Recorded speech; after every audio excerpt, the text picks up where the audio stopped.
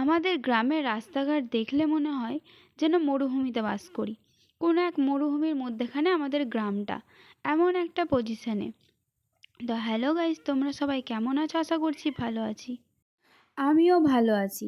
তো আজকে আমি রেডি হয়ে যাচ্ছিলাম ডক্টরের কাছে, যেহেতু আমার 4-5 দিন হয়ে গেছে ডক্টর দেখানো। আর এখন তুলনামূলক ঠান্ডাটা কম। কিছুদিন যাবৎ এত পরিমাণে ঠান্ডা পড়েছিল, আর তার উপরে আমার এত পরিমাণ শরীর খারাপ ছিল। তো আমার ওষুধ যেহেতু শেষ হয়ে গেছে, তাই আমাকে আবার রিপিট করে ডক্টরের কাছে যেতে হবে।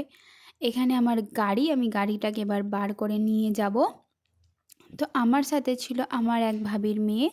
তোমরা ওকে অনেকবার আমার ভিডিওতে দেখেছো। হ্যাঁ, ও যখন বাড়িতে থাকে বা ছুটিতে থাকে, স্কুল থাকে না, তখন আমি কোথাও গেলে ওকে সাথে করে নিয়ে যাই। আমার সুবিধা হয় ভিডিও করতে, যেহেতু আমি একা একা ড্রাইভ করি। আর এখানে কুকুর বাচ্চাটাকে দেখো, মানে এখন চারিদিকে খুব কুকুর বাচ্চা দেখা যাচ্ছে। আর তারপরে আমি আমাদের গ্রাম পার করে চলে আসি একদম ফাঁকা। আমাদের গ্রাম থেকে বার হওয়ার পর একদম ফাঁকা রোড, যেভাবে দেখছি এমনই।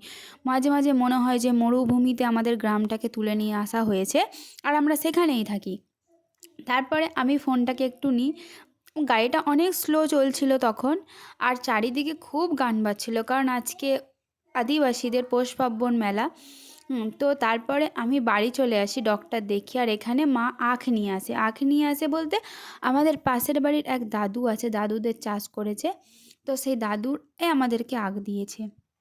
আর এই আখগুলো এইভাবে ছিলতে গিয়ে আমার দাঁতে ব্যথা করছে, বাপরে এত শক্ত! এইভাবে ছিলে যে কবে খেয়েছি অনেক ভুলেই গেছি, মনেই পড়ে না।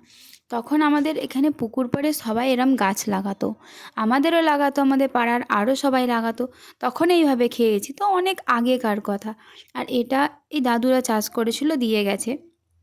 তো তারপরে আমার দ্বারা এটা হচ্ছিল না, মানে খুব ব্যথা লাগছিল দাঁতে। আর কার কার আমার মতো আখ ছিলতে গেলাম দাঁতে ব্যথা করে অবশ্যই বলবে। আর কার কার আখ খেতে ভালো লাগে সেটাও জানাবে। আর দেখো, আখের রস তো খেতে আমার খুবই ভালো লাগে, কিন্তু ছিলতেই জানটা বেরিয়ে যায়। আখ খেয়ে নেবো, ঠিক আছে। আখের এই গিঁটে এসে আমার খাওয়া আখ অকাদের বাইরে চলে যায়।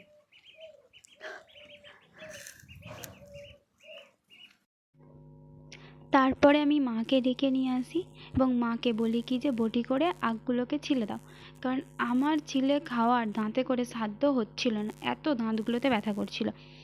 তারপরে মা আমাকে এসে ছিলে দেয়, আর আমি একদম চিবিয়ে চিবিয়ে খেয়ে ফেলি। ঠিক আছে, তো আজকের ভিডিও চলে, বাই বাই।